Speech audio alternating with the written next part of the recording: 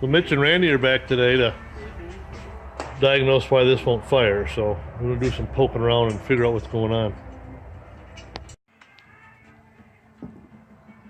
So we're going to take this inspection camera down here, going down through the manifolds to see what's blocking it all up. So far we found all this.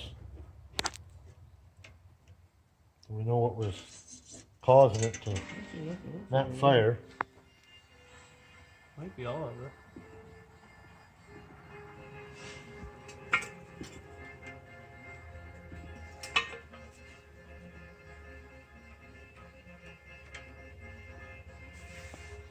Just try it a second and we'll just blah, blah. Yeah. It's blowing crap out of there. It is.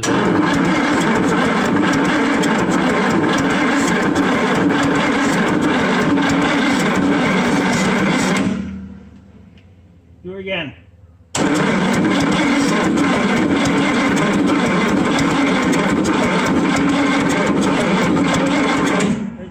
Hold on a minute. Who knows? There's no gas in it. Okay, go.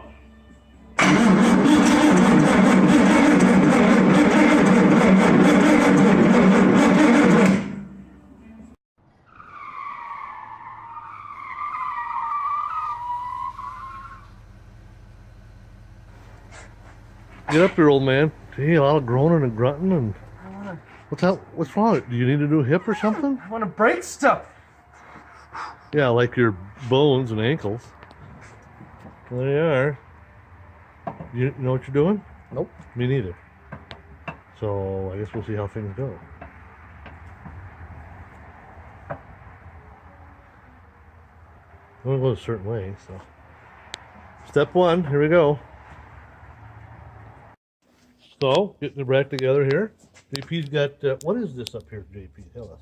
It's a gear on gear timing set. Let's see if I can break stuff, make some noises. And instead of the chain, we have all gears. Yeah. Camshafts in. Camshafts in. And we do timing cover. Timing cover. Okay. So yeah, this is a pretty neat outfit there. Yeah. All right. Here we go. Yeah. Or here you go. I'm You're just watching. I'm supervising and making inappropriate comments. So before we put the heads on, cleaning out these chambers that had a bunch of goo and stuff in them that you saw before. Steve's going to demonstrate safety squint. Safety squint. You gotta don't want to use your safety glasses, or if they're not available. Not available, and you ain't got that kind of time. So you just squint. You know, it's ever so slight. You got the eyelashes do the work.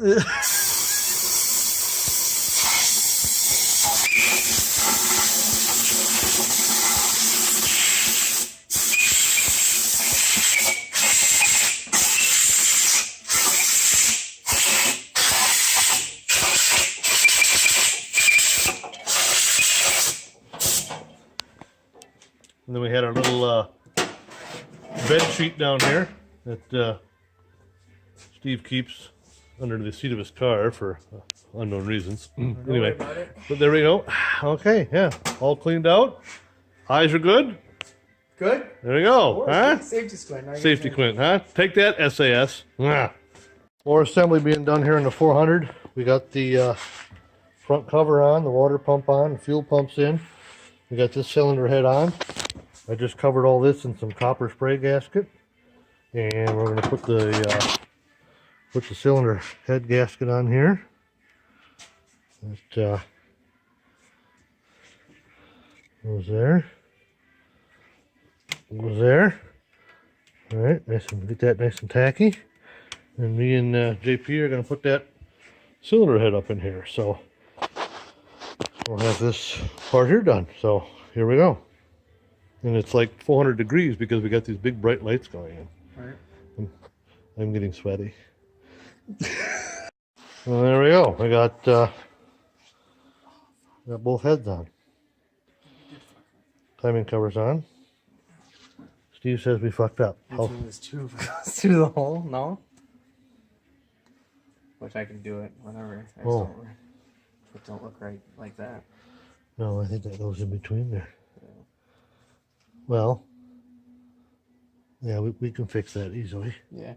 All right. Ah, finger. I think I broke it, man. What? Let's film it. Here you go. Your turn. And I'm gonna have to get an extension and 12 swivels to get this one back here.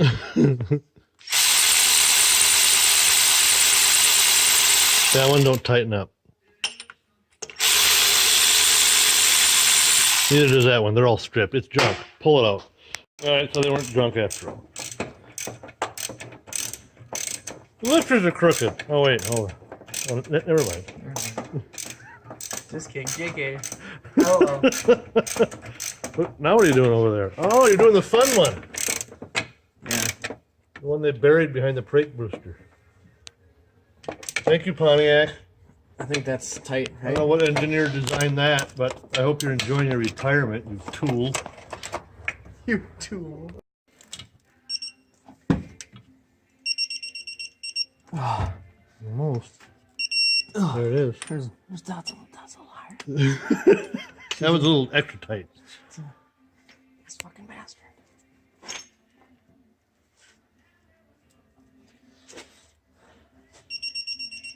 Oh, you fucking lifter, piece of shit. Oh. There's chunks of oil or black stuff in your macaroni salad. Are you eating that? I am. You're eating oil. That's fine. Okay. Just wondering.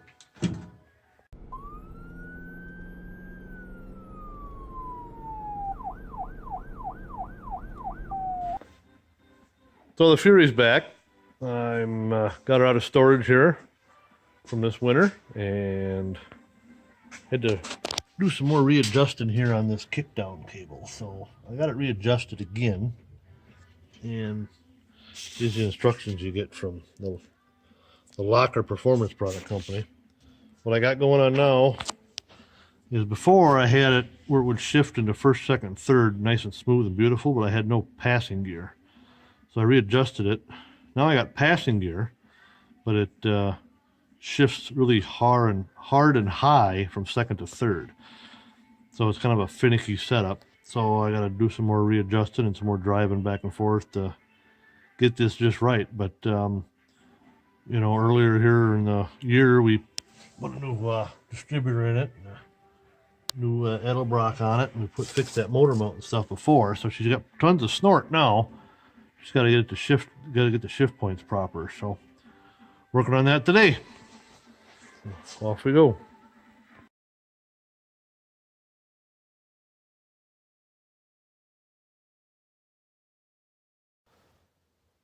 Now here's the 70 Plymouth Fury.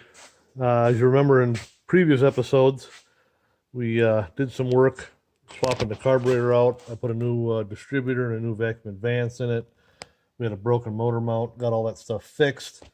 Got it running, took it for a couple of test drives, and just never could get the car to run correctly, never could get the car to shift correctly. What I had done to begin with was I had removed the 2-barrel intake that was on this car and replaced it with this 4-barrel. And then I put that big fancy Edelbrock carburetor on there, and this poor thing it's never run right since I got it.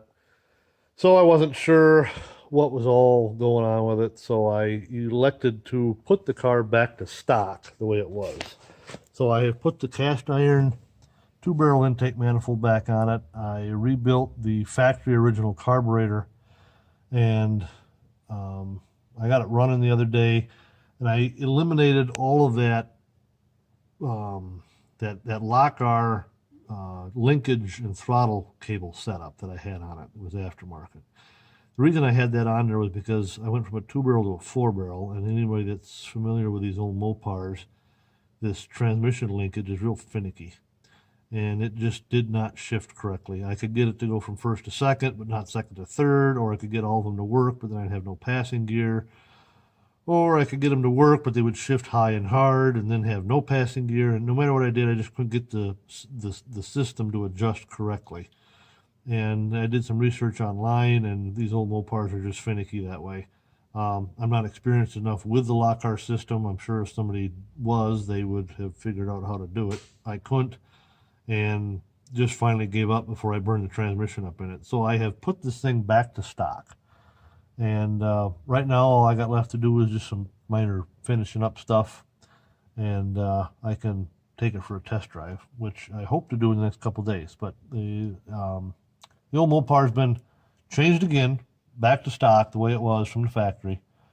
So really, I mean, I thought being the big 4-barrel Edelbrock could make more power, but when you're talking about a 5,000-pound car, it ain't going to go any faster than where it's going to go. So there's no reason to add all that beef to it. It's a big old boat. It's always going to be a big old boat, big old cruiser, and I don't need it to be doing burnouts. So I went back to stock, and it looks like I got some stuff to sell at the swap meet.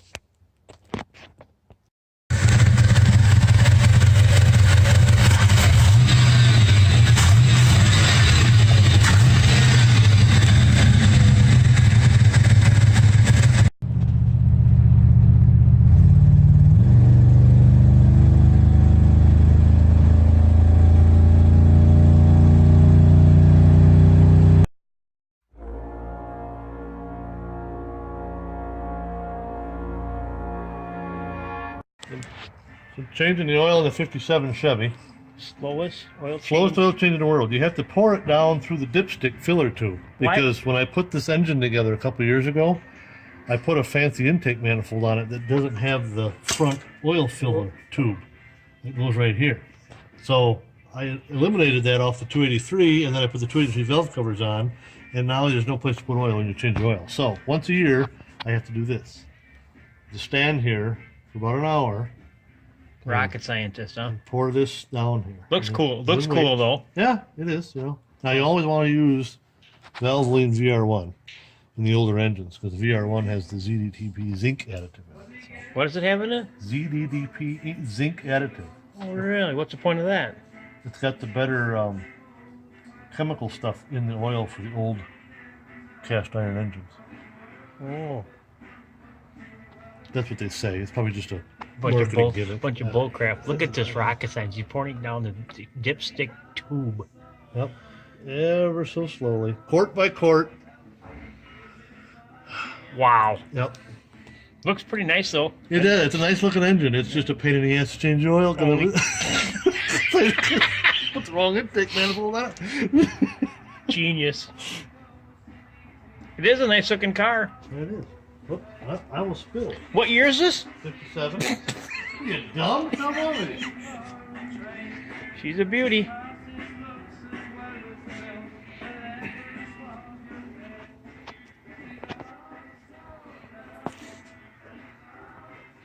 How many quarts you on? What? I'm still on the first one. I've been here 10 minutes. Well. What's that do?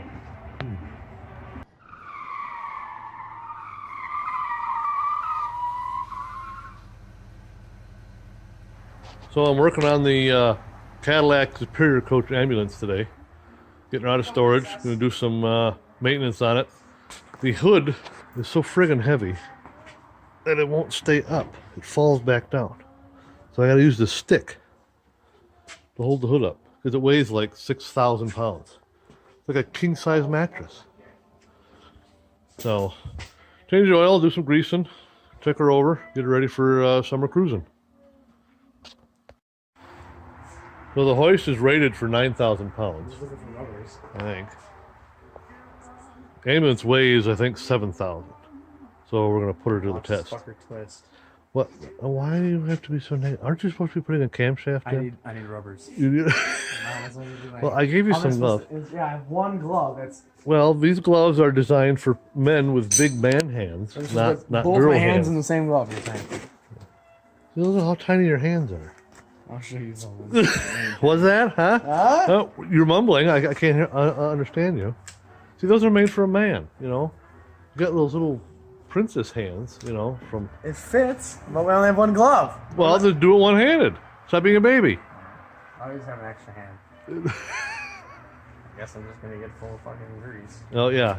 I don't think it's gonna bother your health any. Go for a ride in that. Run down to Ray's. Well, it's going, but an awful lot of creaking going on here.